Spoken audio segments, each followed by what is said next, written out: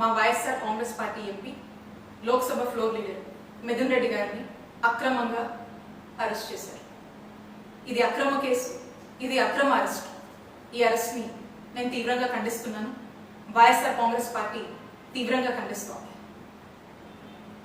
ఎటువంటి ఆధారాలు లేకుండా బిల్డప్ నెరేటివ్స్తో, కుక్డ్ స్టోరీస్తో వాటన్నిటిని బేస్ చేసుకుని ఈ అక్రమ కేసుని మిథున్ రెడ్డి గారి మీద కట్టి మరి ఈ రోజున అరెస్ట్ చేశారు.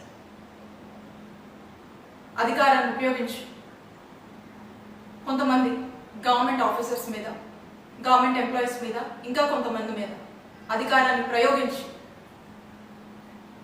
వాళ్ళని భయపెట్టి, బెదిరించి, తిట్టి, అవసరమైతే కొట్టి, ఆశ చూపించి ఫ్యాబ్రికేటెడ్ స్టేట్మెంట్స్ని వాళ్ళ దగ్గర తీసుకొని